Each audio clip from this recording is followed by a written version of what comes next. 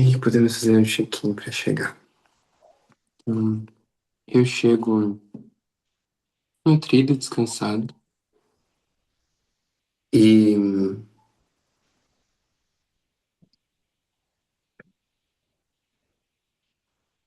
muito assim, com a missão na minha cabeça de estruturar o site da Educação Arcana. Acho que eu tô mexendo nele nas últimas semanas e quero organizar ele de um jeito que fica claro o conteúdo e aplicável para as pessoas. E uma leitura transformadora. Então, é assim que eu chego assim com isso e com mais algumas pesquisas assim pessoais na minha vida, de rotinas que eu quero mudar, coisas que eu quero fazer nesse ano. E você, Adriana, como você chega?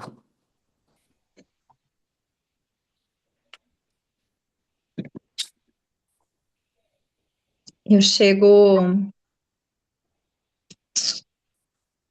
eu chego ainda com a nossa última conversa bem viva, assim, sobre os ciclos femininos. É, um pouco confusa e grata por estar aqui. Eu tô com a cabeça um pouco cheia hoje, com muitas logísticas.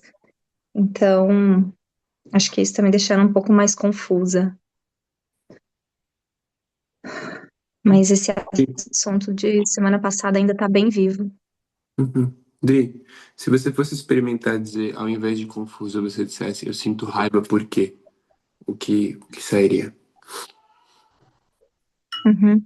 Eu sinto raiva porque eu não tenho clareza e direcionamento dos meus pensamentos, das minhas atitudes, das minhas ações.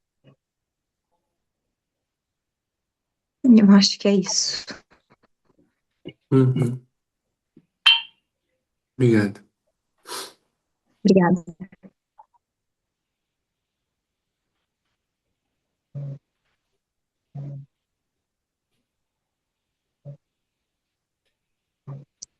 Eu abro espaço para fala para Jess. Jess, como você chega hoje? Eu chego presente agora.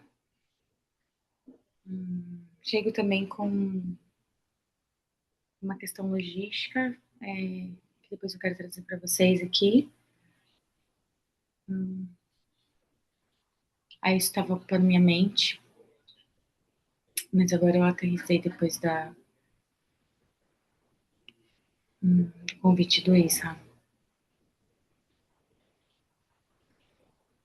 Chego me observando porque eu senti uma raiva muito grande hoje de manhã, por uma questão também de logística de casa, e não expressei isso.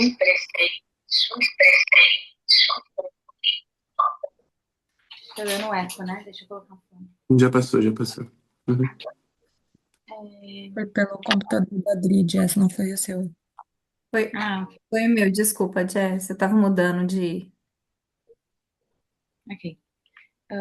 Aí eu observei isso no meu corpo, assim, fui treinar, voltei. Então tô observadora de mim, assim, sentindo ainda um pouco dessa raiva que tá diferente agora. Isso. E você, Amanda?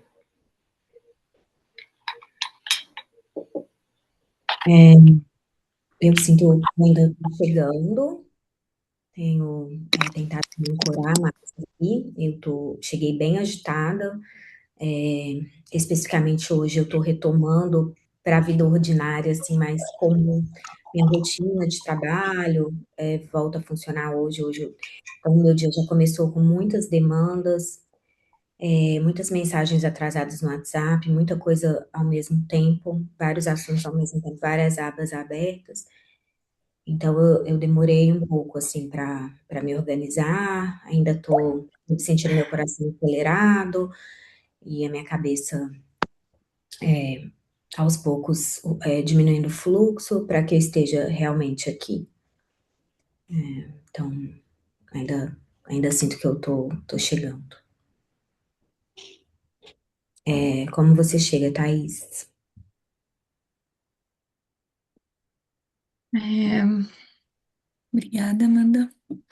Eu chego feliz de estar aqui. É, chego líquida, mas querendo fazer uma. Eu sei que esse espaço é completamente acolhedor, né? Pra gente se sentir líquida é o espaço.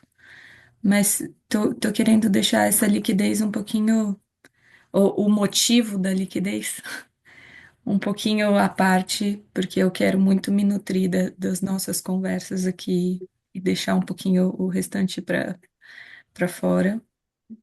Que estar aqui agora me traz felicidade e é muito boa essa sensação. Ahn, eu acho que é assim que eu chego. Me deu um eu esqueci o termo que vocês usam, mas um chamado de um tema também. Então, depois que todo mundo falar, é, gostaria de ver o que vocês acham. Maila? Olá, bom dia. Eu chego animada por ter conseguido terminar a consulta a tempo de estar aqui com vocês e também intrigada por algumas coisas que eu ouvi hoje de manhã sobre anestesiamento no trabalho e algumas coisas sobre o excesso do uso de café para hiperprodução. Então, assim, muitas coisas acontecendo aqui na minha cabeça, né, tentando me conectar com isso, que é isso para mim, né? Faltou alguém? Eu cheguei agora, desculpa, até tem alguém? Não? Ai,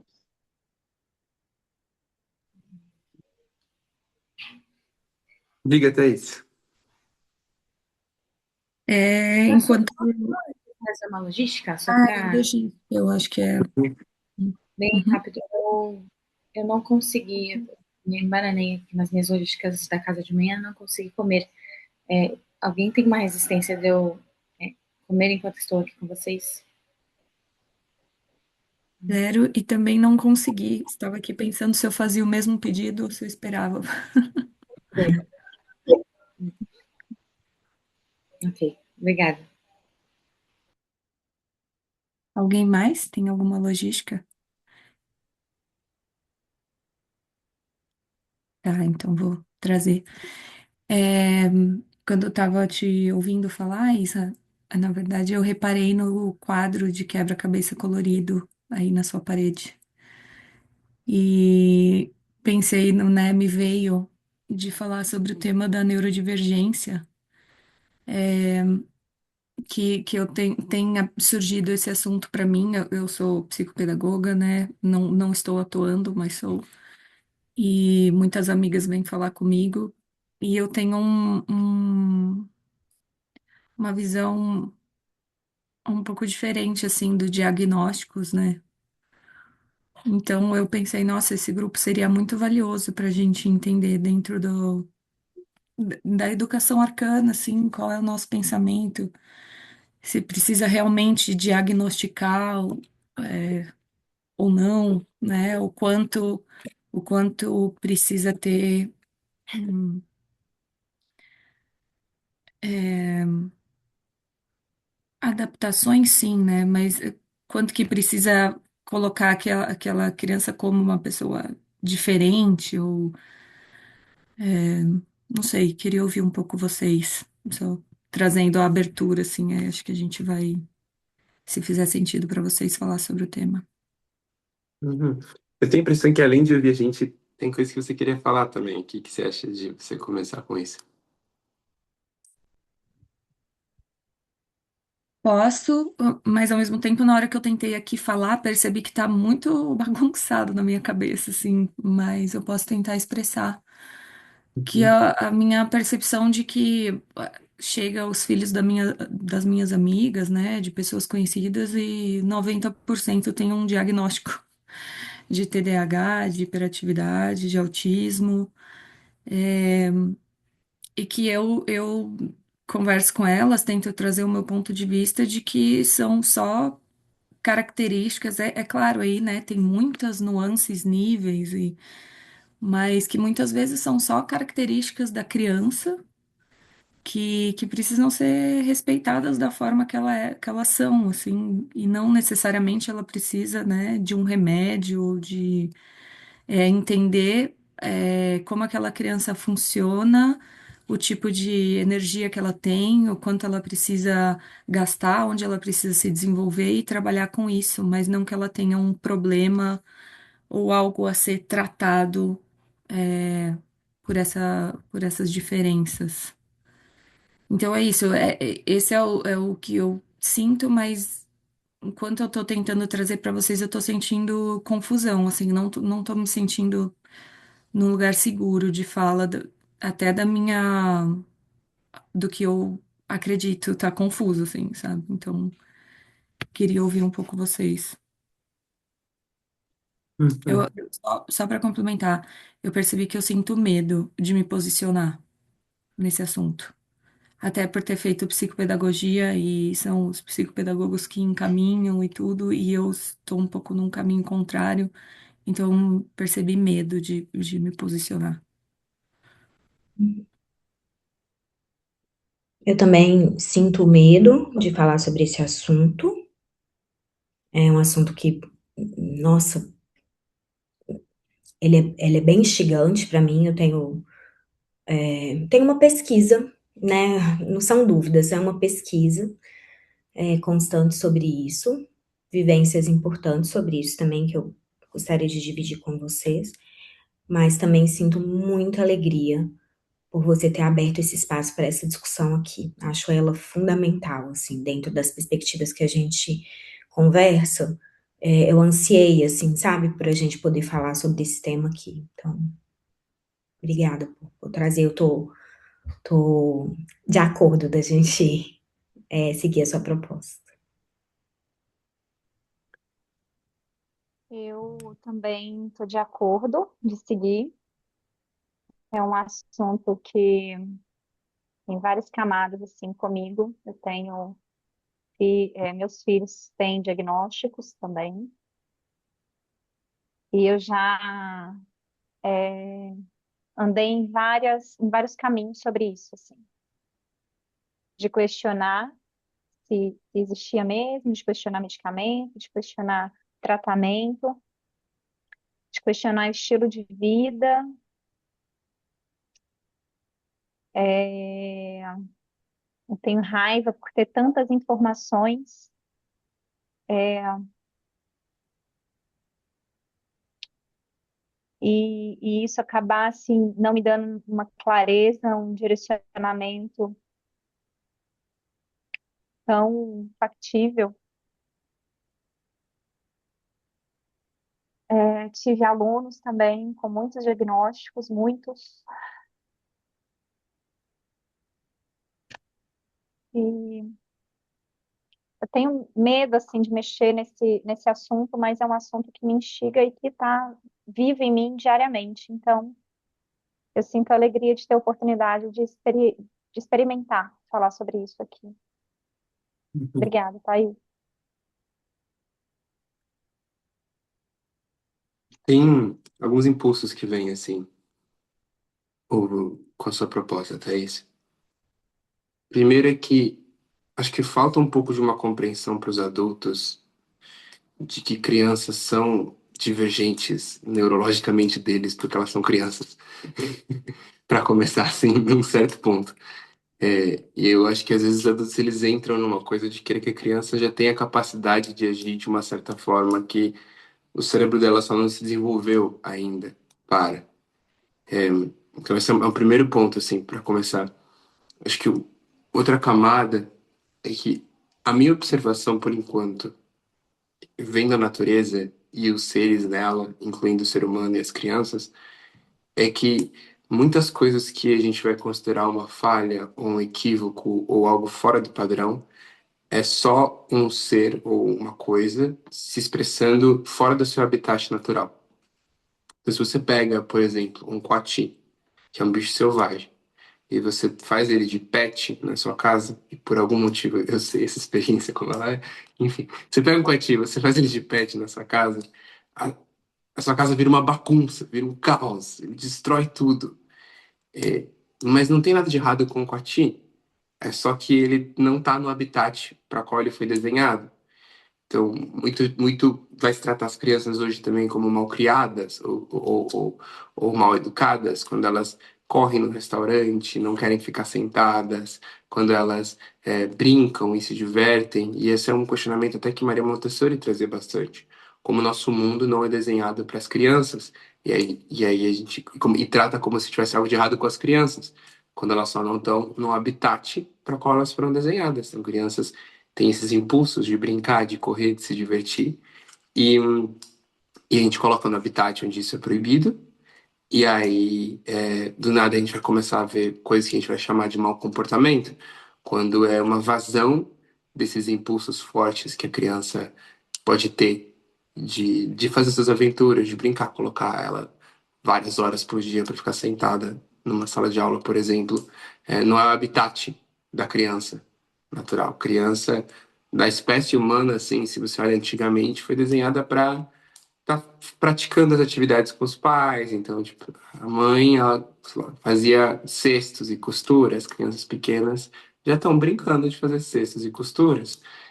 Os meninos brincando de caçar e de correr, enfim, claro que pode haver essa mistura entre os diferentes gêneros, mas como essa observação geral, as crianças elas estavam no mundo fazendo coisas, existindo, né? Não sendo controladas para se comportar de uma certa forma. Então, eu acho que muito dessas coisas que pessoas vêm categorizando e cientistas pesquisando e categorizando como diferenças, não acho que são necessariamente, não acho que são erros ou diferenças ou defeitos no ser humano, mas é só um ser humano que veio para enfrentar um certo tipo de habitat específico, que é onde ele vai melhor florescer. Então, muitas crianças que são diagnosticadas com TDAH, e eu tenho muitos amigos que foram diagnosticados com TDAH, é, elas têm uma dificuldade maior de aprendizagem com coisas que elas não têm interesse. Elas têm menos capacidade de ficar focado em coisas que não interessam a elas. Mas essas mesmas pessoas eu vi uma capacidade bizarra de estar focado em coisas que realmente interessam a elas, né? Então, ela pode ter uma dificuldade maior ali de focar no que não interessa, mas afinal, pode ser até um sintoma, uma forma, um repelente para essa cultura do qual a gente força as crianças tanto a fazerem coisas que não são necessidades reais para o cenário delas, né? Então, eu tive diagnóstico de TDAH quando eu era menor e não tenho nenhuma dificuldade de foco em coisas que me interessam. Um amigo meu que é um hiper focado maluco, que é o Murilo Gun, ele teve um TDAH forte, assim, teve um diagnóstico de TDAH forte quando era pequeno. E também é sobre é um TDAH na escola, é um TDAH é uma déficit de atenção em lugares onde está tentando empurrar uma coisa tentando solucionar perguntas que eu não tenho. Mas quando eu posso cumprir essas perguntas, eu vou atrás. Agora, eu acho que existem diferenças, assim, ó, mas não é uma questão de um defeito. É só seres humanos diferentes. A gente tem diferentes biotipos, né? Tem gente que classificou corpos físicos diferentes, como os mesomorfos, os ectomorfos, os endomorfos. Que é isso? É real. Não é que os mesomorfos, os endomorfos, os ectomorfos são uma divergência, são uma diferença, são algo quebrado, são algo. Não, são só o ser humano costuma vir, não é fechado, não é três tipos de corpos só, não. É três áreas, assim, você pode se dizer, mas de uma certa forma os corpos tendem a funcionar em uma dessas três formas, né? Seja uma forma que é desenhada para ter mais força física e acumular mais energia, seja uma outra que é desenhada para ser mais ampla e uma outra que é desenhada para ser mais ágil, de uma certa forma, a forma como o corpo inteiro funciona. Ok, então existe um jeito que os corpos físicos imaginam que os cérebros também. Imagina que os cérebros também têm formas diferentes que os cérebros veem, que nem o corpo tem formas diferentes que o corpo vê. E esses cérebros diferentes, eles podem operar desenhados para habitar em cenários diferentes. Então, não estou falando que não existem essas coisas. Por exemplo, eu sei que tenho uma experiência durante a minha vida inteira de como a dislexia faz diferença na vida de alguém. Minha mãe tem uma dislexia muito alta. Então, eu cresci com minha mãe não sabendo sair de casa, depois que a gente mora 6 meses no lugar, ela sair de casa e não saber se a padaria é para direita ou para esquerda, tá? Perder noção desse tipo de lugar. Eu, desde que eu sou criancinha, eu dirijo, eu aponto para onde a gente tem que ir na rua, todo esse tipo de coisa, porque minha mãe não zero noção de espaço, não conseguia ler livros também, não lia livros, não conseguia ter.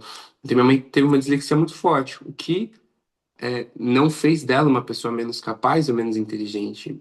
Pelo contrário, minha mãe conseguiu pegar outros pontos de força dela e é uma profissional incrível e faz trabalhos maravilhosos com coisas que são superpoderes que ela tem também com essa dislexia, né? São outros pontos mais fortes do que é, se tem normalmente com essa dislexia.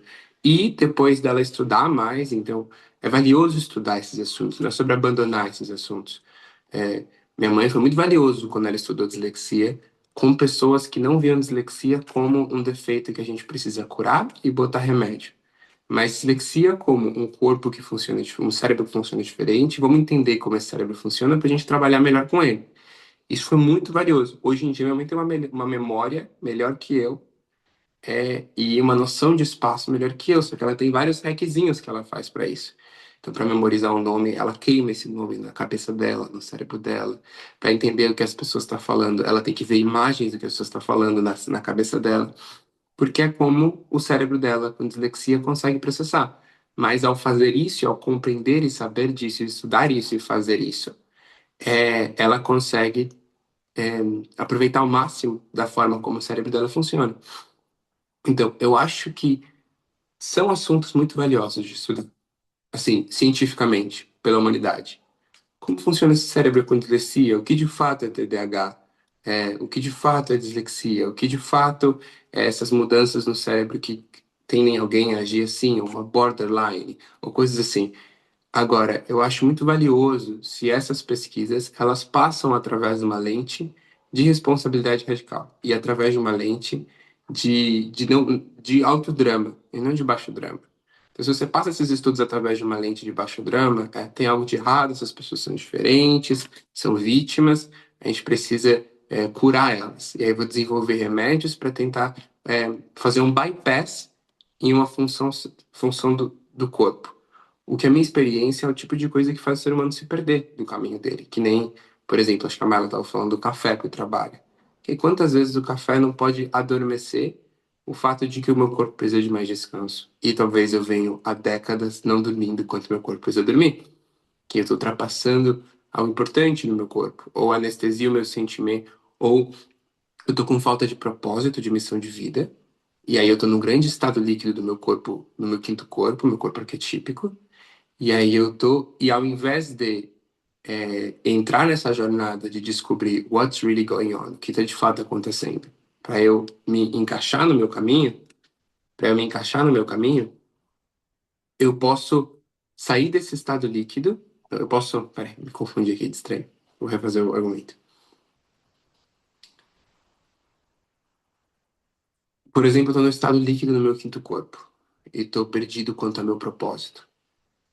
Ao invés de entrar nessa jornada de descobrir isso, eu vou me anestesiar com drogas, com álcool, com festa, com trabalho, com Instagram, com compras. Eu encontro um jeito de fazer um bypass nesse estado líquido do meu quinto corpo. E o que eu perco por fazer isso eu perco a possibilidade de atravessar esse estado líquido e descobrir o que de fato eu quero fazer na minha vida, com o que eu realmente me importo. Então, existem várias dessas formas de fazer esses bypasses e remédios é uma delas.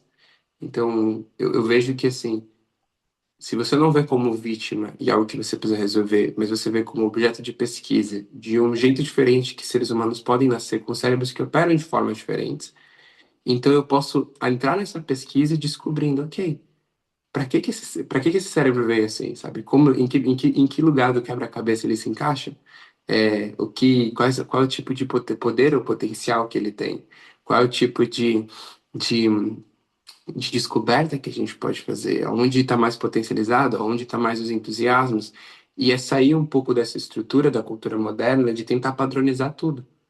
Essa estrutura não, a gente precisa padronizar e controlar, então, padronizar as pessoas têm que ser de um jeito. As pessoas têm que agir de outra forma. As pessoas têm que. Estava conversando com amigos ontem sobre isso, até sobre homem e mulher, né? Tem muita essa ideia da igualdade, como se homem e mulher tivessem que ser iguais. E não tem como ser igual, é diferente. É diferente como ser humano, mas dá para ter os dois respeitados e os dois trabalhados no seu melhor, sabe? Nos seus máximos potenciais, porque é muito diferente um do outro, de fato. E seres humanos são muito diferentes um do outro. Então, o que acontece se a gente não tenta igualar, mas respeita, zela, cuida e empodera todos os seres no seu máximo potencial. Então, para mim, a neurodivergência é isso, assim, se eu posso olhar para uma neurodivergência não como essa pessoa é uma vítima, preciso resolver ela, mas como essa pessoa é um ser humano que tem um cérebro que funciona diferente, e esse cérebro é um tesouro de potenciais. Quantos dos grandes gênios que passaram pela humanidade, inventores, não eram neurodivergentes, sabe? É tipo o que a gente chama hoje de neurodivergência. Sabe, é uma coisa que dá muitos poderes e muitas habilidades de diversas formas. Então é sobre como utilizar isso. E aí o problema de tratar isso através do baixo drama, através da lente de menor responsabilidade, é que não só eu tô ali tentando salvar a pessoa, mas eu tô muitas vezes ferindo a vida da pessoa porque eu tô dando uma grande comida de gremlin na mão do gremlin da pessoa, também quando ela cresce, para ela ter uma desculpa para não fazer nada sobre o que ela se importa, ou não assumir responsabilidade, ou não, não, eu sou assim porque eu sou desse jeito, eu faço assim porque eu sou desse jeito, eu faço assim porque eu sou daquele jeito. E essa é a proposta, assim, que acontece se a gente puder essas pessoas, não, todo mundo dá para assumir responsabilidade, né? Não sei que, sei lá, você tem um caso muito grande de esquizofrenia, e aí eu não entendo tanto do assunto, dá para descobrir como isso se atravessa também, mas imagino que tem coisas cerebrais que pode afetar a capacidade de alguém de assumir responsabilidade, mas no geral, numa grande gama, mesmo que nossos cérebros sejam muito diferentes, a gente consegue ainda assim assumir responsabilidade e criar coisas extraordinárias com isso. Então, esse é como chega para mim esse assunto, sabe? Eu sinto, nossa, meu coração, assim, muito acelerado, assim. Esse é um assunto que eu não sei nem descrever quais são os sentimentos, assim, porque é muito grande, assim, o que eu sinto, assim. E eu acho que aqui nesse grupo a gente tem muita clareza, todos nós, de que em nenhum momento é adequado a gente pensar em normalidade ou padronização, nada disso, né? Que eu acho que isso que eu concordo muito com isso que o Israel trouxe, né?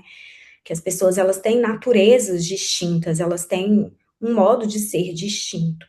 Mas eu também queria contar, colaborando com você, Thais, com o que você traz, que durante muito tempo eu também sou psicopedagoga, e eu também sou terapeuta infantil, terapeuta familiar, assim, tenho formações nesse sentido, formações formais. E durante muito tempo eu fui reconhecida como a pessoa que tirava a medicação das crianças neuroatípicas. Tipo, a alternativa de acompanhamento, assim. E eu procurava muito as causas para os comportamentos, para as dificuldades no contexto da criança, tipo, na família, na escola, na inadequação, que é essa inadequação que o Israel traz, né, tipo, do, do animal que está ali no ambiente inadequado. E eu insisti nisso veementemente durante muito tempo, sabe, assim, até que as crianças neuroatípicas com com comprometimentos mais graves começaram a chegar para mim. Muitas, muitas. E só chegavam elas. Aqueles casos assim, eu falava, meu Deus, como? Sabe que a gente tentava tudo, orientação parental, e eu tive assim, a bênção de receber muitas famílias engajadas, muitas famílias que acreditavam e que faziam mudanças, e elas não eram suficientes para que aquela criança pudesse funcionar bem, pudesse ser feliz, pudesse se expressar, pudesse, sabe, brilhar no mundo. Eu vi as famílias, assim, buscando transformações e, assim, aquelas dificuldades sendo mantidas, inclusive no relacionamento familiar, assim, na harmonia da casa. E aí eu comecei a falar, eu acho que eu preciso estudar mais, eu acho que tem outras coisas aqui. E aí eu entrei mais profundamente nesse universo da neuroatipicidade, inclusive hoje lá no curso que eu coordeno tem até um módulo grande que é só sobre isso, assim. E aí eu cheguei nesse lugar que o Israel traz também, que é assim, não dá para negar a existência de funcionamentos neurológicos diversos, entende? Eu nem falo assim que é diferente, diferente do quê, né? Porque só é diferente se a gente colocar algo como um padrão, mas são diversos. E compreender essa diversidade, compreender essas características, eu acho que é essencial para que a gente possa fazer permacultura. Porque se a gente tenta, sabe, negar a existência de certas características, a gente não consegue olhar para aquele ser e falar, ok, ele precisa de coisas diferentes, ele tem funcionamento diferente. E eu acho que é muito diferente quando a gente está trabalhando ou falando de pessoas que têm um comprometimento leve, por exemplo, como TDAH, que a gente está colocando aqui, que né, muitas pessoas às vezes nem têm, e isso continua acontecendo. Muitas crianças que chegam com diagnóstico lá para mim, eu falo, tem muitas outras coisas aqui que estão trazendo comportamentos ou modo de operar que são parecidas com o TDAH ou que se apresentam para a gente muito facilmente, a gente fala, pronto, tem esse rótulo, TDAH. E aí você vai ver, tem uma inadequação na escola, uma inadequação da família, uma inadequação de rotina, uma inadequação de uso de tela, de excesso de doce, tudo isso vai trazer à tona aspectos que às vezes a gente pode se confundir. Então, tem isso, assim, né? E eu continuo fazendo bastante esse trabalho, mas tem outras questões, assim, que a gente precisa realmente reconhecer, pesquisar, compreender o funcionamento para que a gente possa realmente fazer adequações que sejam né, para libertar esse potencial desse sujeito, assim. E aí, nessa investigação que eu quero trazer para vocês, é que em algumas situações, como nós ainda estamos, né, eu estou e essas famílias, muitas que eu atendo, estão no mundo moderno, nem sempre eu também acho que a medicação é ruim, ou a medicação não deve ser, em nenhum caso, prescrita, porque quando a gente coloca numa balança a janela de aprendizagem, o desenvolvimento da autoestima, o relacionamento da família, a aprendizagem mesmo da criança, formais como essa que o Israel está falando, aprender a ler, escrever, se posicionar, ou quando as perdas emocionais, sabe, assim, porque o sujeito ele está desenvolvendo crenças sobre si, sobre o funcionamento do mundo. Então, hoje eu não sou veementemente contra as medicações, eu sempre olho assim como uma balança, sabe? Tipo, qual é o tamanho do prejuízo, o que está em jogo aqui, né? Acho que é uma equação complexa, assim. Mas hoje eu vi na minha história, assim, crianças que foram salvas pela medicação.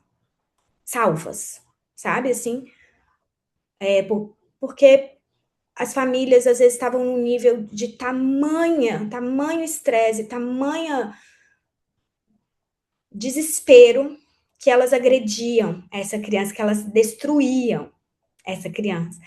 Então, às vezes, a medicação vem para, tipo, todo mundo respirar um pouco, para a gente conseguir falar sobre esses assuntos com a família, sabe? Tirar uma família, às vezes, do afogamento, assim, ela tá afogando, ela tá morrendo ali, ela tá...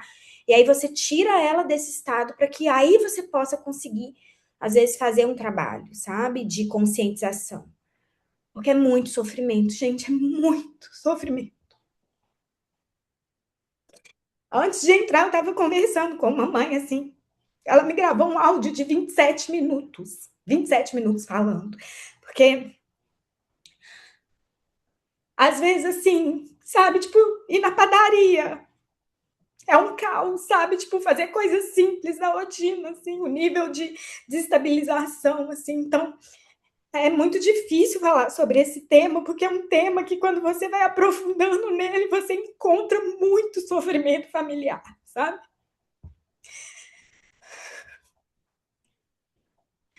Então, eu estou muito feliz da gente discutir isso aqui para clarear também, trazer mais lucidez para as ideias, assim, porque é isso, é muito difícil, é muito simplista, às vezes,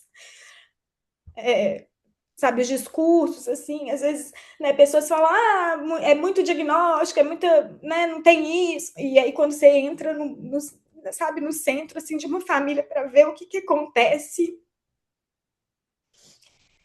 Então, é um pouco isso que eu queria dividir com vocês, assim. Uhum. Uhum.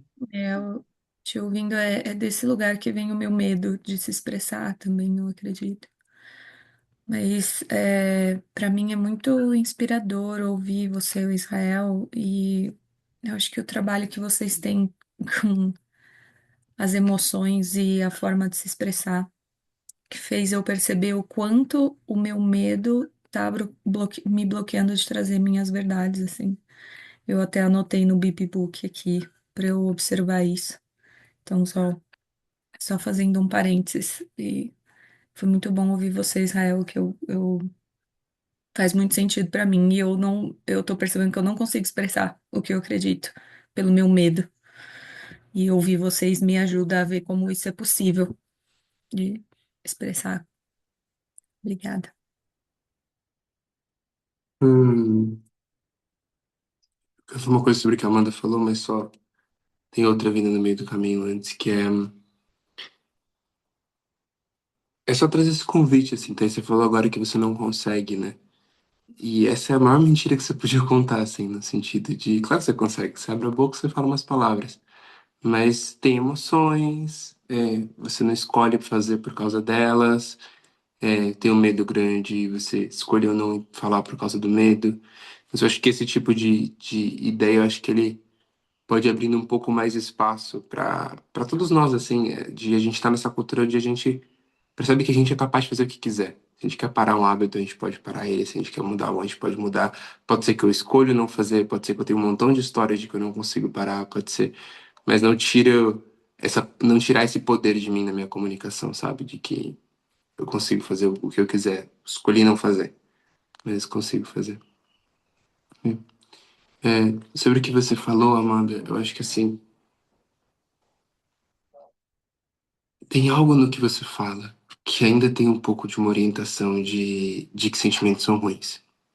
Não tem como a gente evitar sentimentos com esse assunto, porque é total razoável o que as famílias sentem ao, ao estar no, toda tristeza e toda raiva e todo medo que elas sentem ao estar se deparando com uma criança com neurodivergência a família está afogada, porque é responsabilidade dessas pessoas.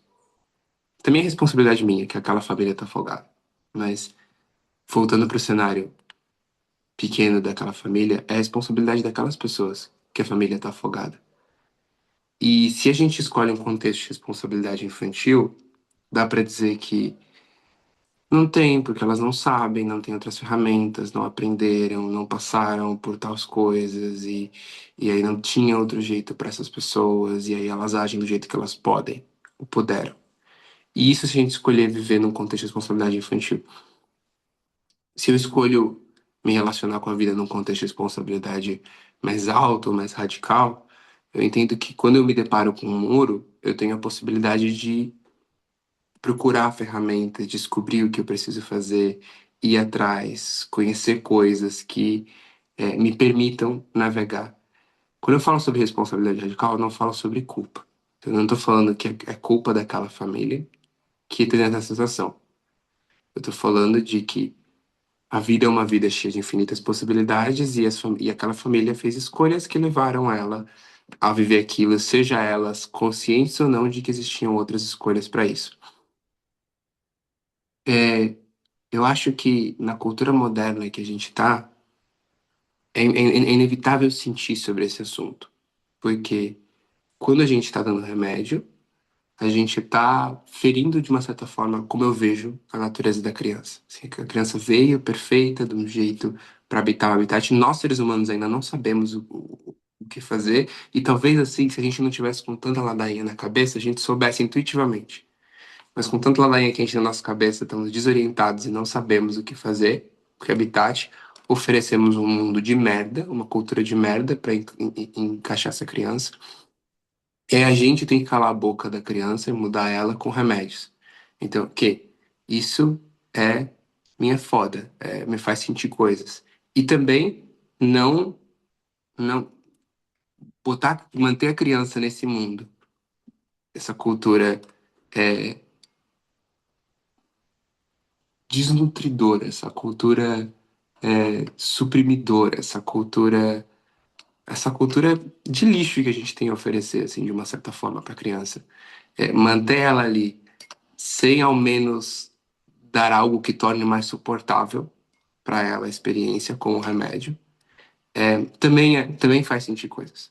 Também é tipo, também é foda, no sentido de, ok, a gente dá remédio para adaptar a criança à nossa cultura e a gente tá ferindo a natureza dela, mas ela pode estar um pouco mais relaxada, porque a família dela não tá sabendo montar espaço, nem a gente sabe o que fazer com ela, não, a gente não tem a ferramenta ainda, a família não tem ferramenta ainda, a criança não tem ok, então eu boto remédio, isso sem consequências, tô matando um possível potencial que a gente não sabe ainda, e ao mesmo tempo largar a criança e manter ela nesse mundo, dessa cultura que a gente está oferecendo, sem oferecer nada que permita tornar melhor a experiência dela, também tem consequências e também é devastador. Então, acho que não tem como evitar o sofrimento nas duas decisões, no sentido de que sofrimento é sentimentos, sofrimento é emoções.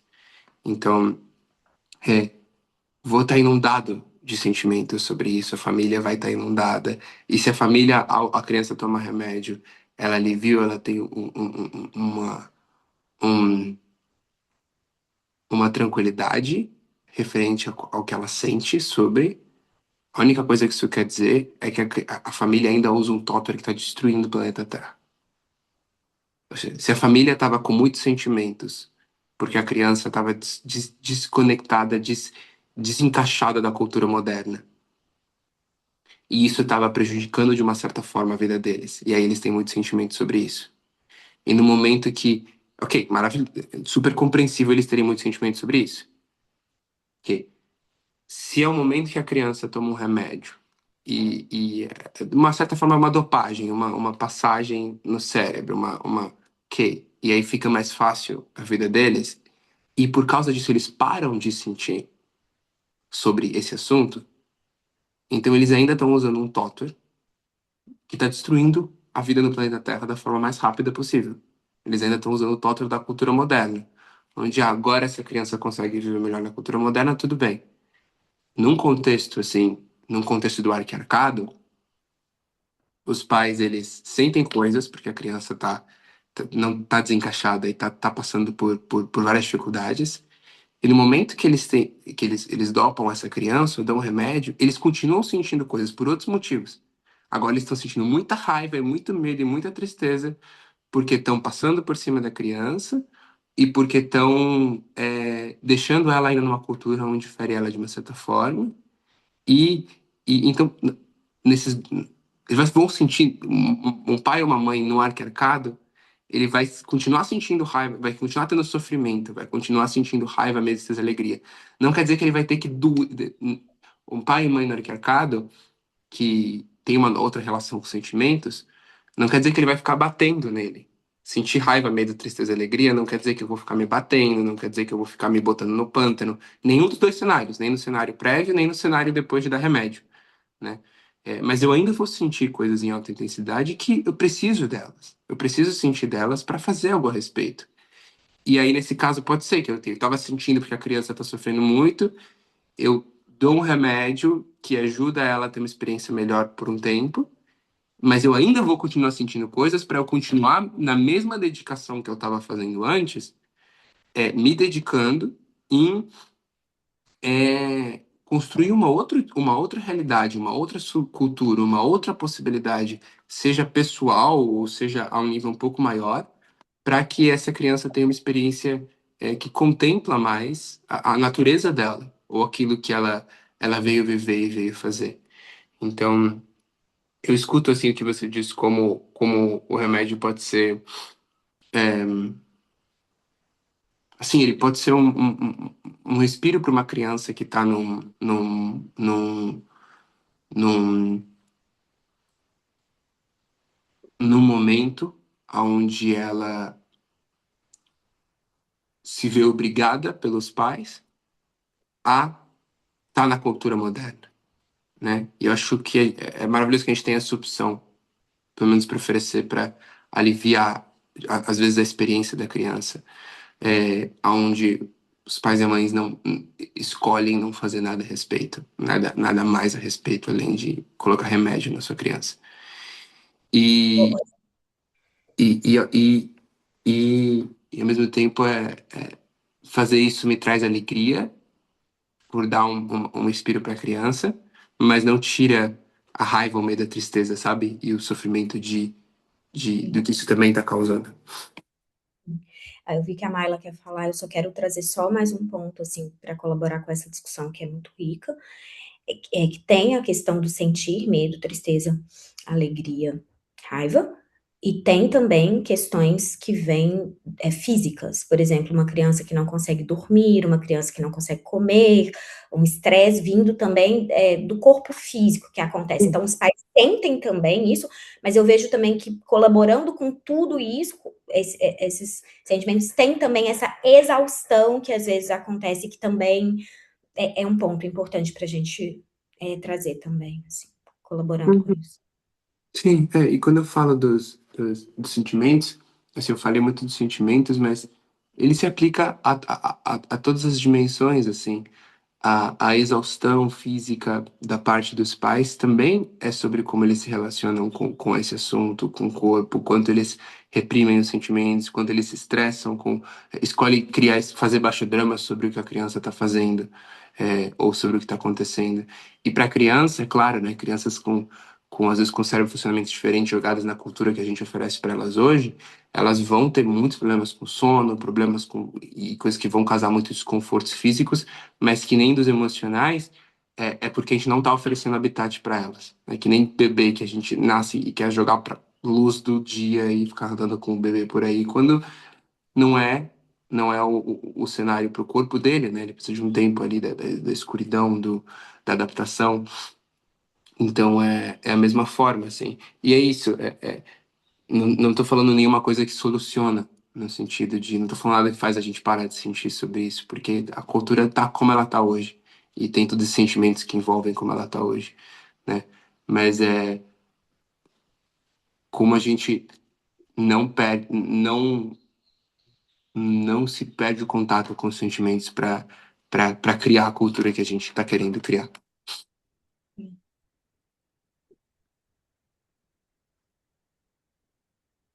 Você tá mutada, Maila? Incrível tudo isso e assim como as peças vão se encaixando, né? Eu tenho assim um ponto de vista de que a neurodivergência, na verdade, é a evolução natural da humanidade, né? Então, a gente está vindo adaptado para coisas novas que se requerem, assim como lá no tempo das cavernas nos requeria uma série de habilidades, a gente agora vem com os seres humanos adaptados para essas habilidades. Dentro disso, então, tem essa gama, né, de isso causar sofrimento ou isso só ser visto como um diferente, entre aspas, que eu vejo que, na verdade, é o mais comum. No meu ambiente, né, no meu consultório, os pacientes que chegam até mim, eu posso dizer que 100% são neurodivergentes. Então, né, talvez por atração, talvez pelo método, né, como eu atendo, tudo, quem fica acaba sendo, o que eu vejo é isso.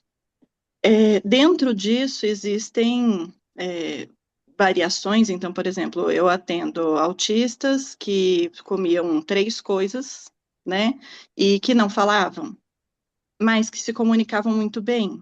E eu falava assim, eu falava com a mãe e com ele, né? Então, assim, vamos fazer os exames para ver se está tudo bem, né? Com o corpinho. É uma criança que não adoece, né? E isso é o que o corpo dele está requerendo para se alimentar, né? E ao mesmo tempo, ele não falar, para mim, assim, no estágio atual da evolução da humanidade, a gente precisa de palavras, mas a gente se comunica muito mais além das palavras do que pelas palavras. Então, eu trazia essas informações para os pais e trazia para eles, e isso causa um relaxamento, e eu ia conversando com a criança, olha, aqui, né, eu entendo que o jeito que você conversa é muito mais eficiente, e muito mais real e verdadeiro, mas no estágio atual da evolução da humanidade a gente precisa de palavrinhas. Você pode, por favor, conversar com a gente com palavrinhas? E pouco tempo depois a criança começa a falar, né? Mas ao mesmo tempo também tem todo um trabalho que eu acho que assim não é uma coisa única, né? Então vai ter momento em que vai ser necessário, por exemplo, uma criança que está numa escola tradicional e que não tem como sair, o que eu faço, né, o que eu converso com as famílias é sobre que a criança olha a potencialidade. Então, por exemplo, eu tenho um paciente incrível, TDAH, adolescente, e ele, assim, ele pega uma caixa de papelão e ele fica horas criando o que ele pode fazer com aquilo. E ele foi um dia na consulta, ele tinha pego umas caixas e ele estava, assim, né, me contando tudo aquilo que ele fazia e tal. E a mãe super preocupada porque ele não tinha tirado uma nota boa na escola. E daí eu perguntei qual que era o tema, ela falou a Rota da Seda. Daí eu falei, tá, mas o que vai mudar a vida dele, saber ou não saber a Rota da Seda, né? E olha a criação que ele está fazendo com a caixa de papelão e tal. Então, para mim, o que me move estar aqui, né, junto desse estudo de educação arcana, é porque eu vejo que na vida adulta, que é o que eu trago para as famílias, essas crianças, elas já têm espaço. Então, né, o que você estava falando do Murilo Gud, você mesmo, né, assim, de tantas pessoas brilhantes, geniais que a gente conhece, que quando viram adultos, a gente já tem essa adaptação para os estilos de cada um no trabalho. Então, por exemplo, você vai ter as grandes empresas com espaço para que as pessoas façam trabalho remoto, se elas não têm adaptação social. Você vai ter grandes empresas que você pode trabalhar em horários diferentes, por exemplo, só trabalhar à noite, se isso é a sua habilidade. Vai ter empresas que não vão te dar, você não tem que cumprir carga horária, você só vai entregar o projeto. Então, assim, isso tudo que preocupa tantos pais na época da escola, não é uma preocupação sobre a criança, é sobre a adaptação nesse modelo de escola que, tipo, tá super ultrapassado. E que, assim, e que esse sofrimento, até o que o Israel trouxe, né, as emoções, o sofrimento faz parte, às vezes, até de você estar atento para mudar isso agora. Chega, você entendeu? Essa escola, tipo, já deu, não existe mais. É assim, né, o que se requer para que a gente mude isso agora e não daqui 10 anos. A minha irmã trabalha com educação e eu pergunto para ela de quando é que as escolas vão, né? Ela é fono e trabalha da orientação para professor, psicopedagogo e tudo. Eu falo, e está muito em contato com as escolas, eu falo de quando é que as escolas vão mudar. Ela fala assim, quando essas crianças se tornarem os professores, né? Então ainda tem uns 10 anos para isso acontecer.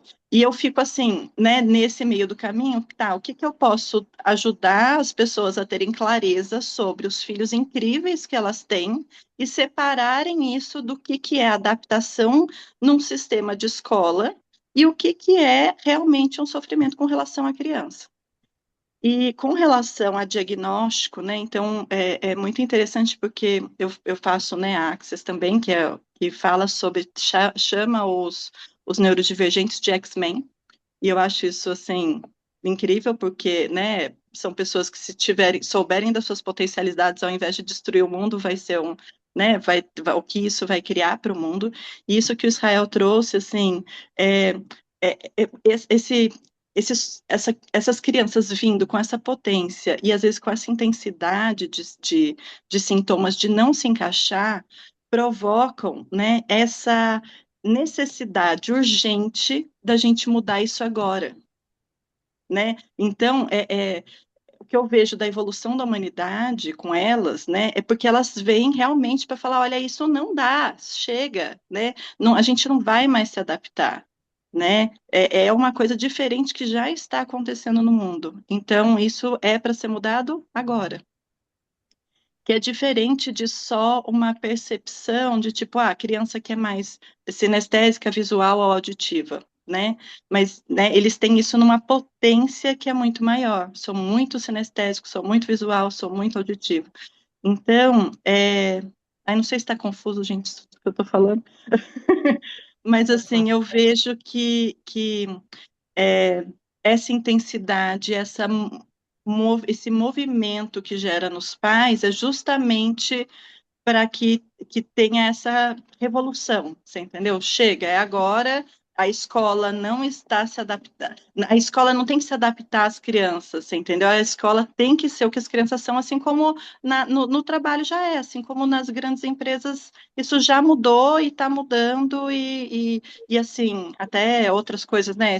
A entrada do NR1, né, que é para saúde mental nas empresas, porque isso tudo tipo, já deu, você entendeu? A humanidade está, assim, num ponto de já deu, né?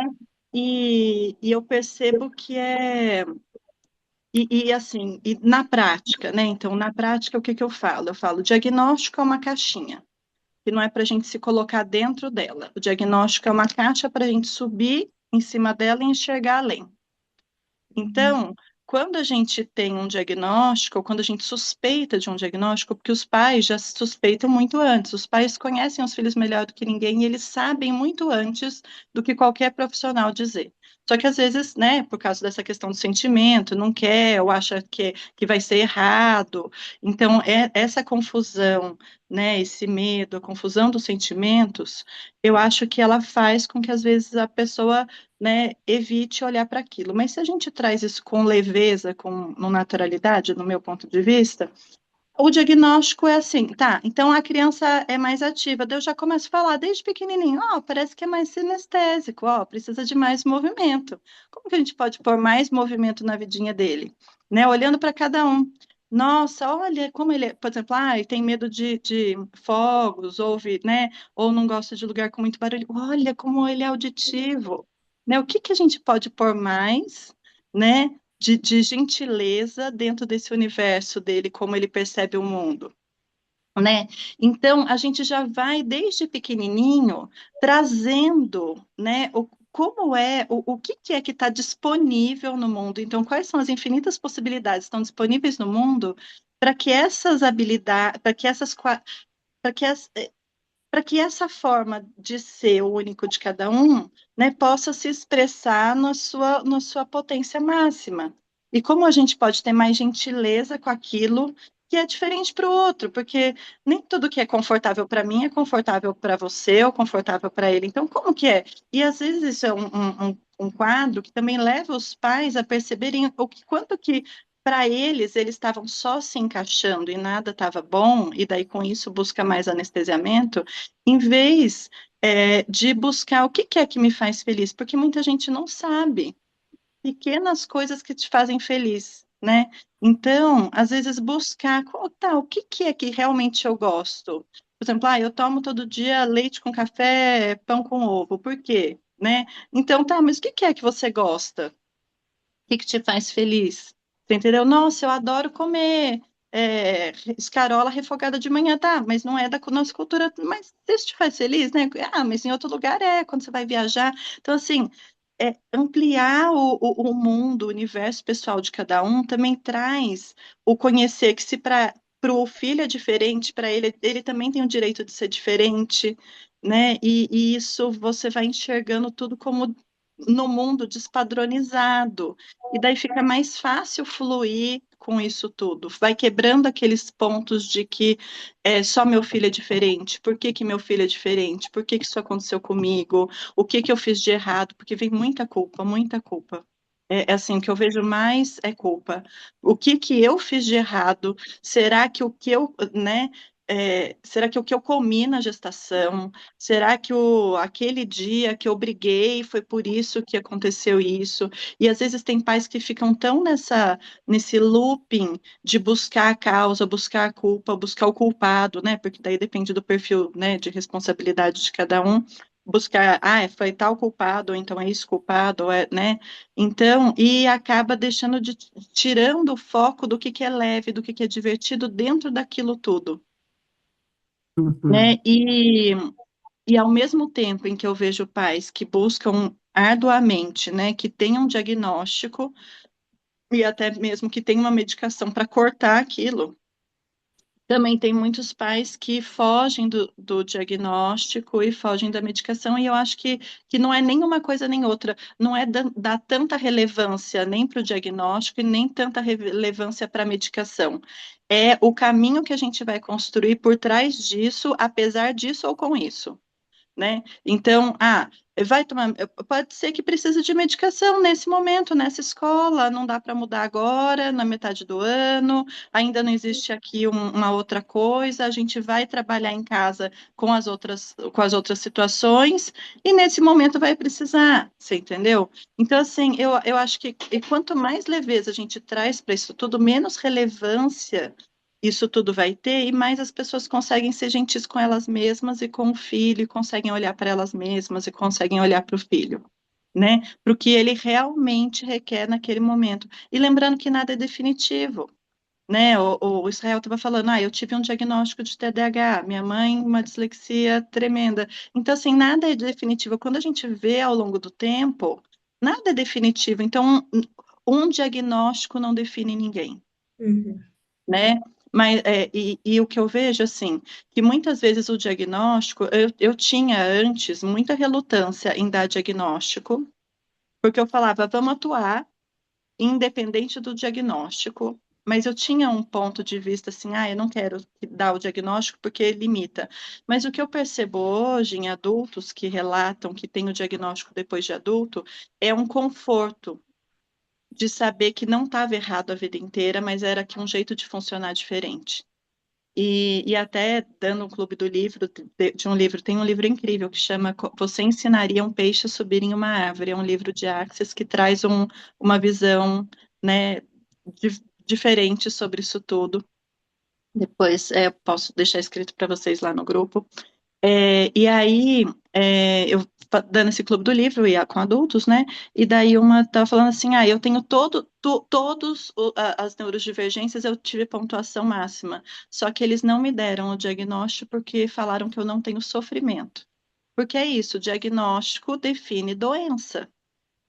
E ela, né, ela conseguiu superar o sofrimento às custas de muito gasto de energia, muito mais do que as outras pessoas. Então, para ela, isso é um sofrimento, mas para a pessoa, ela está adaptada. Então, ela não precisa de um diagnóstico. Você entendeu? Então, um diagnóstico, ele é um carimbo de doença, né? Então, mas isso pode trazer facilidade para situações da vida, né? Então, ok, tem um diagnóstico, né? Isso traz leveza para você se enxergar como pertencente a alguma coisa, já que você sempre foi não pertencente a tudo que era estruturado, né? Tudo que era dito, que era estruturado, também. Então, é uma forma de pertencimento também, um diagnóstico. Então, eu hoje em dia eu não tenho mais ponto de vista com relação a isso. Eu acho que isso é uma coisa que vai depender de cada um, né? Olha, tem essas características e para isso, como que a gente pode atuar? E o que que você também sabe sobre o seu filho que você acha que isso pode, né? Como que só o seu filho é, né? Então, Uhum. só o seu filho é. Então, só você é. Ninguém é igual a ninguém. Então, como que só o seu filho é, né? E se tiver uma série de coisas que são características de uma determinada né, situação, você acha que vale a pena ter um diagnóstico ou não? Porque, por exemplo, uma pessoa com dislexia ter um diagnóstico é fantástico, porque ela vai poder fazer uma prova oral, você entendeu? E ela não vai se achar burra, né? Uma criança que é não verbal, né? Então, por exemplo, eu tenho uma paciente que ela não tem o que liga um lado do cérebro e o outro, de malformação, né? E, e o cérebro dela é todo, né, assim, disforme. Isso ela tem de nascimento. Se a gente fosse olhar para o cérebro dela, você entendeu? A gente ia falar que ela não ia fazer nada na vida. Só que eu já vi muitas coisas muito além da medicina. Então, eu falo, existe neuroplasticidade, o neurônio que está ali, ele pode fazer a função que ele quiser se a gente estiver junto com ele. Você entendeu? E hoje ela é uma criança que anda, que se diverte, que é feliz, que, sabe assim, aprende várias coisas, e a comunicação verbal ainda não. Ela está com 9 anos agora, ela não tem uma comunicação verbal efetiva. E aí, ela tem um tablet que usa para se comunicar, mas os pais estavam com uma certa relutância com relação ao tablet, e eu falei, gente, vocês realmente acreditam que ela fala só isso que ela usa as palavrinhas, só o que ela usa de palavra ou gesto? Você acha que ela não pensa muito mais? Daí eles lá comigo, ela pensa muito mais. Eu falei assim, eu vejo ela super inteligente, ela pensa muito mais que isso. Então, como que a gente pode dar para ela um recurso que vai fazer com que ela consiga expressar toda a capacidade, tudo que está na cabecinha dela, você entendeu? Então, não é, também a gente não tem que ficar, ai, nossa, eu não quero tablet, porque são pessoas super diferenciadas, que trabalham com beleza e tal, né? Então, tem são super incríveis, né? Mas tem algumas questões, eu falo assim, gente, né? É o que ela pode usar para se comunicar, e eu acho que tem muito mais coisa na cabecinha dela aí do que vocês estão falando. Vamos deixar ela falar tudo que tem na cabecinha dela, porque eu quero saber o que tem na cabecinha dela, sabe? Então, assim, é trazer isso tudo assim. Então, o sofrimento, ele é real, mas é o que o Israel, né, trouxe assim, né, tão claro que na verdade é só o baixo drama, né? É só o realmente não saber que existe outra coisa, às vezes, para tenta só se encaixar, ou às vezes a limitação que a pessoa tem, mas como que a gente pode trazer isso, né? Assim, sentir é normal, mas você não precisa ficar no sentimento, porque se você está lá no só fica no sentimento, você está no baixo drama. Como que esse sentimento ele pode ser um processo de cura, ser um processo de o que é que ele está querendo me dizer, né? Então, esse sofrimento, o que esse sofrimento está querendo dizer? Não que você tem que consertar, mas talvez que você. E é o que eu vejo também é o quanto que as crianças trazem o que é de valioso para a família, para os pais. Então, se os pais estão sem tempo, as crianças andam devagar, uma criança normal. Quanto mais atrasada você está, mais seu filho demora para pôr a roupa, né? Porque é o quanto que você está sem tempo que eles percebem, não, vou mostrar que pode ter mais tempo, né? Então, eu vejo que as crianças, elas funcionam como essa detecção fina do que a gente requer. Então, né, enquanto pais, eu não sou mãe, mas não sou pai, mas enquanto os pais requerem aquilo. Então, como que a gente pode estar mais atento? O que que os filhos estão espelhando que na verdade é meu, que é para eu estar olhando, poxa, se eu estou tendo tanta dificuldade de fazer coisas simples de ir na padaria, tá? O que que é que eu não estou olhando para mim, que eu não estou me dando espaço para aproveitar as coisas simples? Pode falar, Amanda, desculpa que eu vou paro falando. Só trazer um ponto também, que além de tudo que você falou, quando o diagnóstico vem também, às vezes ele vem também como uma abertura para respeito. Assim, abriu, falou, tem um diagnóstico. Aí a pessoa começa a investigar sobre aquilo e aí eu consigo respeitar mais. Isso, muito na minha trajetória vem isso também, o diagnóstico como o início de uma relação de respeito. Mas a minha pergunta é a seguinte, principalmente Israel, você, Maila, né, que tem essas experiências que vocês estão colocando aqui, que é o seguinte: quando a gente vai trabalhar, por exemplo, com famílias, igual a Thaís estava falando a questão né, do psicopedagogo, a gente vai encontrar famílias com diversos níveis de consciência, assim, estágios de consciência muito diferenciados. Então, eu vejo que há alguns trabalhos com relação à conscientização, e o que a minha. Deixa eu me organizar para trazer minha dúvida, que nem é uma dúvida, nem é uma pergunta direta. Eu quero colocar na mesa uma angústia, que eu tenho uma confusão, assim, uma raiva, um medo, não sei, que tem a ver com a minha permanência dentro do sistema moderno. Eu trabalho dentro do sistema moderno, eu trabalho nas escolas do sistema moderno, é lá que eu atuo, com esses professores, com essas famílias. Paralelamente a isso, a gente está criando aqui uma rede de criação de uma nova cultura. Isso também me instiga muito, mas me instiga muito trabalhar com essas pessoas, porque eu acredito muito que pode haver transformação e melhoria ali dentro, né? E quando eu atuo ali dentro, eu vejo que às vezes eu vou me deparando com níveis de consciência como uma escada, sabe? Como uma gradação, tipo, o que é possível em cada escola, o que é possível com cada professor, assim, aquela coisa, tipo, dá a água que a pessoa dá conta de beber, dá o alimento que ela dá conta de digerir agora.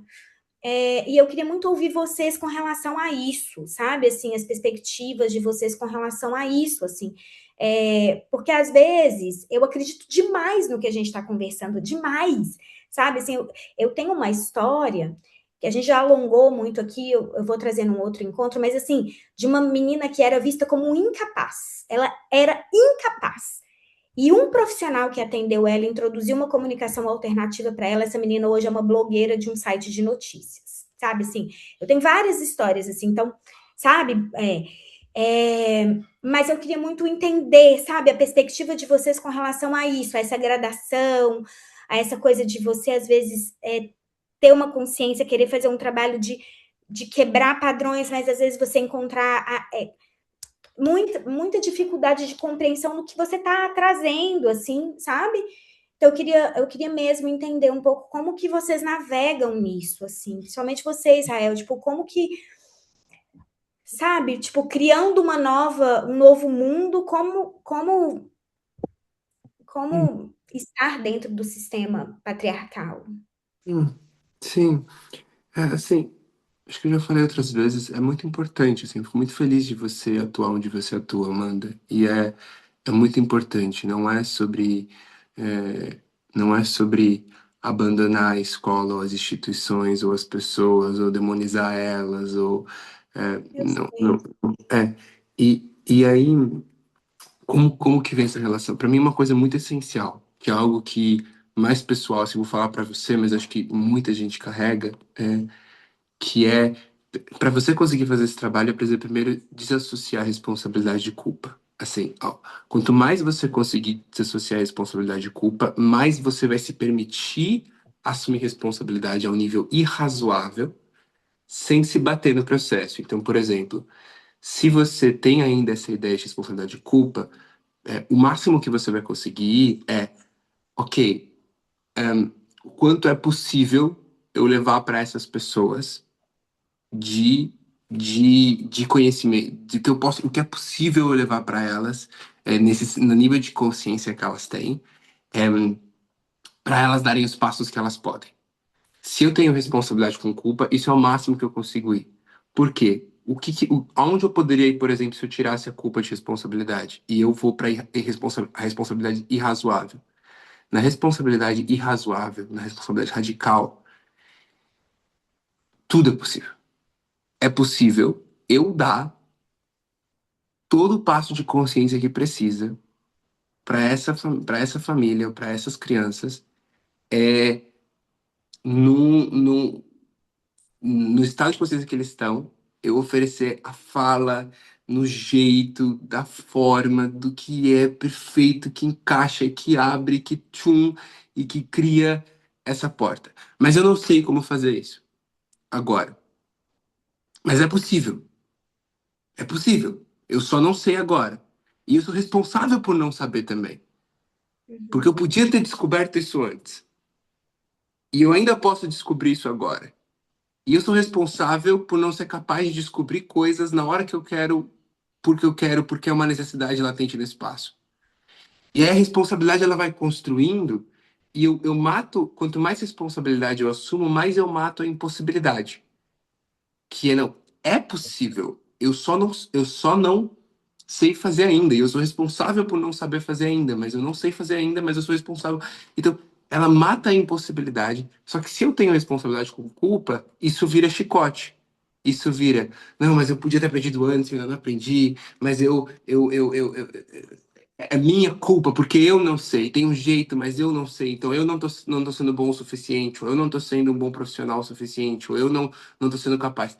E aí você atrasa, você não vai. Então, numa responsabilidade radical, você tem a irrazoabilidade de ver que tudo é possível, só talvez só eu não tenho na hora as ferramentas e eu sou responsável por não ter as ferramentas agora também. Eu posso criar algo diferente a partir de agora para frente. E eu posso fazer tudo isso sem pressão interna, né? Então, para mim, é assim, eu sou constantemente deparado com o quanto eu sou incompetente ao relacionar com essas pessoas. Quanto eu vejo alguém com um bebê e fazendo algo que não faz sentido e eu falho na comunicação em como atravessar para propor algo diferente. Ou escolho, às vezes, não fazer algo porque acho que o melhor vai ser dar o espaço, mas também sou responsável por não estar criando algo diferente na hora, porque eu não estou tomando uma ação, porque eu não sei ainda como fazer uma ação diferente, eu sou responsável por não saber ainda isso. Então, é, e não é de um jeito só, é porque eu realmente sou responsável por não saber ainda fazer isso. Eu podia ter escolhido fazer isso ao invés de jogar basquete ontem à noite, entende? Mas eu escolhi jogar basquete. Então, esse eu sou constantemente deparado com a minha incompetência em fazer as coisas fazer coisas que eu realmente me importo. E também tem muitas vezes que eu percebo competências e muitas vezes que eu deparado com essas incompetências. E aí, quando alguma incompetência eu quero fazer algo a respeito dela, eu posso me dedicar e trabalhar nela e transformar ela para refinar o poder da minha ação, o poder da minha comunicação, o poder da minha relação, o poder.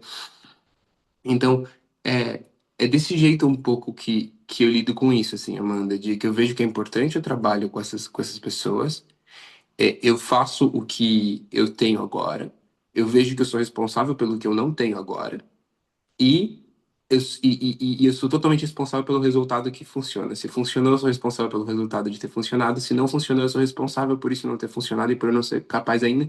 Logo, eu tenho toda a possibilidade de aprender se eu realmente me importo com isso e quero me dedicar para isso. Mas dá para fazer isso sem pressão. Então, essa é um pouco da forma como eu me relaciono, que volta para o assunto que estava falando antes do sofrimento, né, das famílias, é que muito do sofrimento acontece pelo tótur e pela pressão que elas colocam, né? A criança não deveria ser assim, ela não deveria estar passando por isso, eu não deveria estar passando por isso não deveria acontecer. E aí o não deveria é a porta principal para o baixo drama. Aí chicote no outro, chicote em mim, chicote no pai, chicote na mãe, chicote em todo mundo. Fica esse baixo drama e isso cria essa exaustão emocional do baixo drama, né? Para mim, o diagnóstico, assim, para mim no arquiarcado, a gente muda diagnóstico por distinção.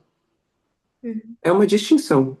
Que nem eu tenho a distinção entre sentimentos e emoções, tem a distinção entre pessoas que têm um cérebro que funciona do jeito que a gente chama de dislexia, do jeito que a gente chama de X, do jeito que a gente chama de X, e eu posso construir matriz sobre isso, né? Então eu posso ir lá e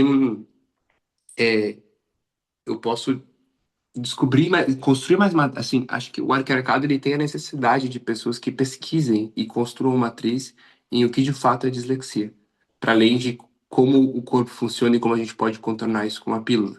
Mas como o corpo funciona, por que ele funciona, em qual habitat ele veio desenhado para habitar, quais são os potenciais que tem, para a gente ter construir mais matriz nessa distinção. Né? Domínio dessa. É que nem se eu faço uma distinção entre sentimentos e emoções, é uma distinção básica. Sentimento entre dislexia, distinção entre dislexia e TDAH. É uma distinção básica.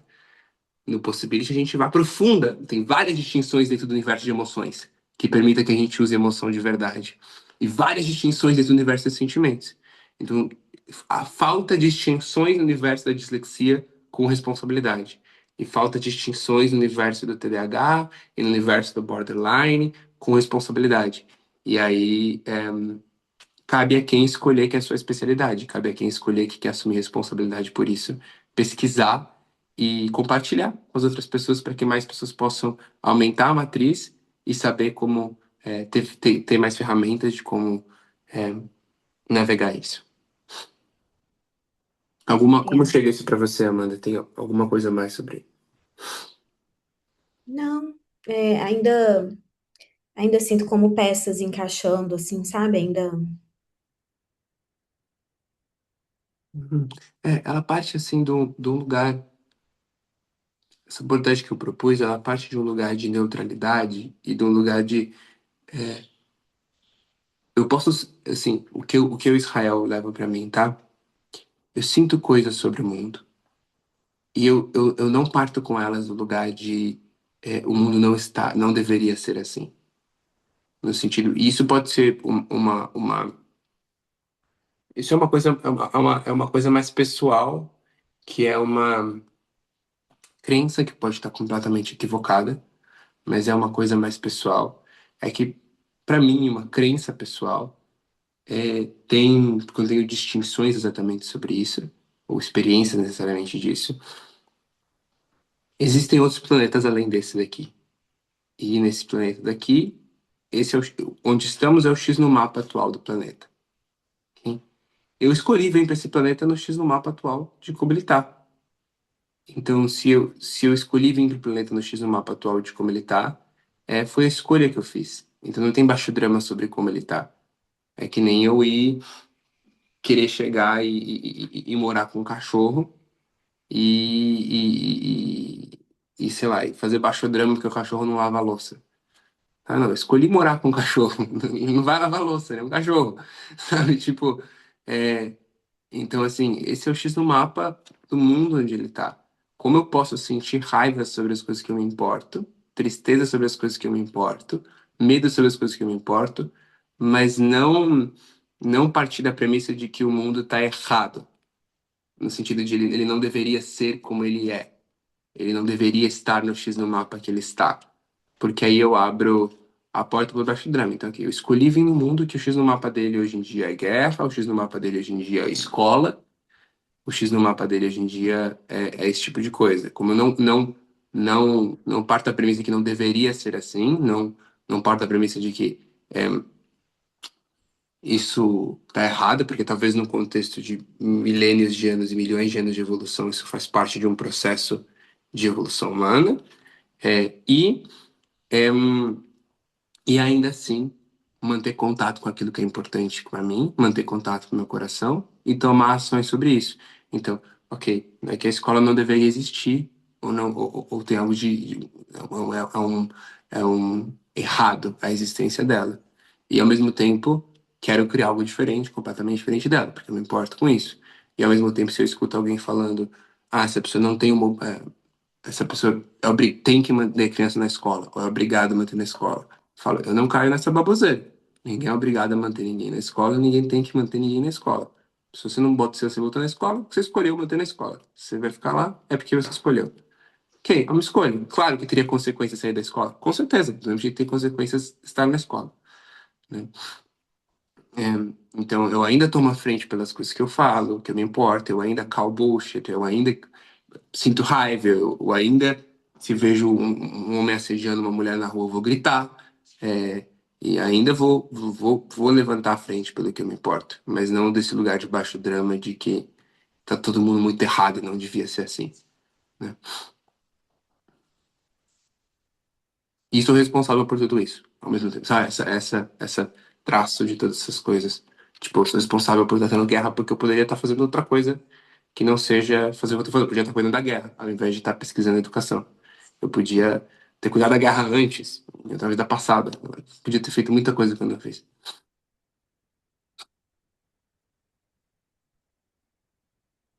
Jess, quer falar algo antes da gente fechar o nosso espaço?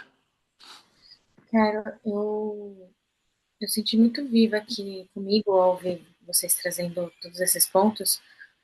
De novo, aquele desejo de abrir uma porta para outras pessoas que não são do consenso de UPN terem contato com esse tipo de educação. E a gente falou, né, em alguns encontros atrás, de fazer esses workshops. Então, isso sempre volta para mim, assim, como uma possibilidade de abrir uma porta para essa transição que a gente está vivendo. Uhum. porque eu percebo que muito do que eu ouvi me parece que, assim, eu também sinto essa dor, de essa tristeza de ver o quão distante desse contexto as pessoas que eu me deparo no meu dia a dia vivem, e o quanto isso é uma escolha delas, mas o quão distante ainda é, e eu fico, né, pensando o que fazer sobre isso. E eu acredito que abrir essa porta pode ser um primeiro passo. E eventualmente depois outras pessoas e para educadores, assim, não só educadores formais como vocês, né, alguns de vocês, mas pais, né, qualquer pessoa que queira participar da nossa rede, talvez. E talvez depois disso as pessoas queiram, esse grupo esteja maior também, sabe? Uhum. Só queria deixar isso. Ainda não tenho o impulso de querer puxar essa responsabilidade aqui e colocar uma data e levantar essa frente. Sinto isso, assim. Ao mesmo tempo, sinto medo por esse momento estar com muitas abas abertas, então eu estou organizando. Mas cada vez que eu venho aqui, eu ouço, me vem esse impulso. Então, eu acredito que. Eu quero abrir essa pergunta agora. Tem alguém que se interessaria de junto comigo, começar a estruturar, não só nesses encontros, né? Porque acho que esses encontros, tudo que a gente discute é muito, muito rico. Eu acho que esse fluxo não pode parar. Eu estou fazendo os resumos e eu vejo quanto que a gente já tem pauta, assim, para muitos workshops. Tipo, já tem tudo pronto, sabe? E está sendo um presente fazer os resumos por isso, porque aí eu vivo de novo a experiência ao fazer o resumo. E é só, assim, tá relativamente simples organizar isso, mas eu preciso de ajuda nesse momento. Então, eu queria abrir essa pergunta aqui. Se tem alguém que se disponibilizaria a fazer isso comigo. Uhum. Eu tenho uma proposta. Uhum. Eu tô no time de montagem de conteúdo, entrega e coisa do tipo desses workshops. Uhum. Eles não vão funcionar logisticamente se você não encaixar do jeito que funciona na sua vida também. Assim, Uhum. organizacionalmente, financeiramente, coisas nesse sentido.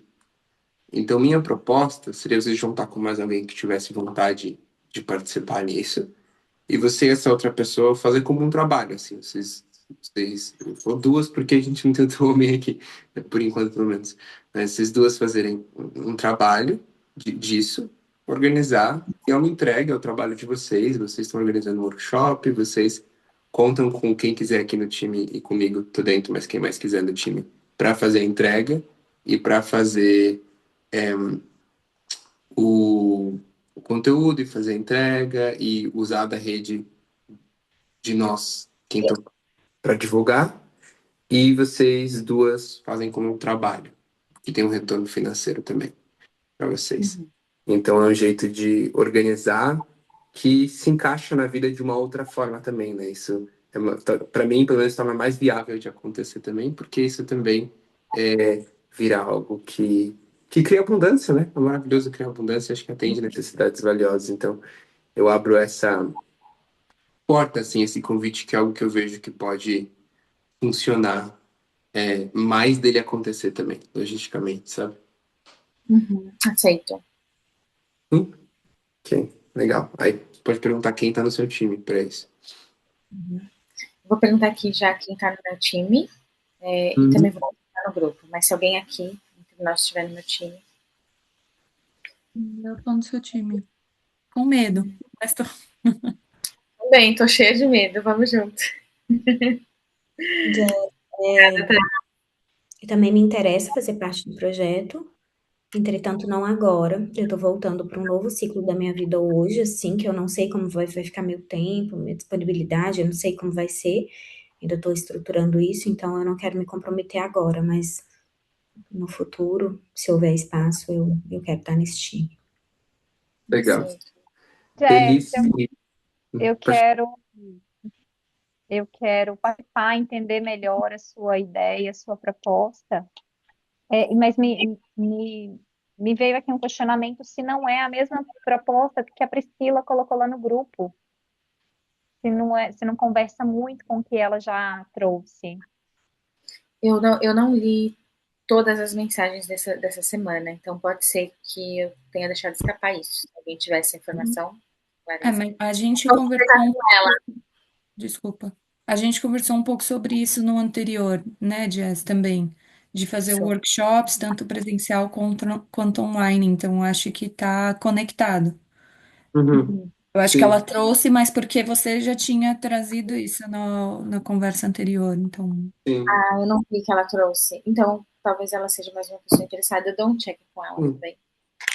Vocês podem fazer em um time de 3 também. Tem bastante redes de pessoas para a gente fazer um workshop bem vivo e bem completo. E fico feliz de estar saindo, então, sendo colocado no forno o primeiro workshop da Educação Arcana.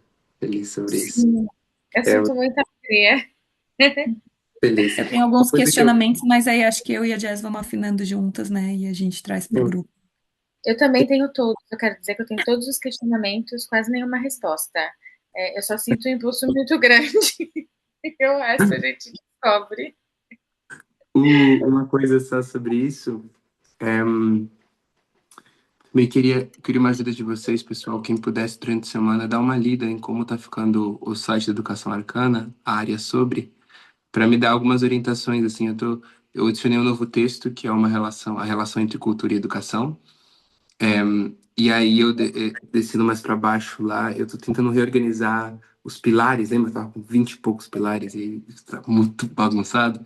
Eu reorganizei ele separando em 4 pilares principais com áreas dentro. Então, pilar sobre a criança, sobre o adulto, sobre a aprendizagem e sobre o desenvolvimento.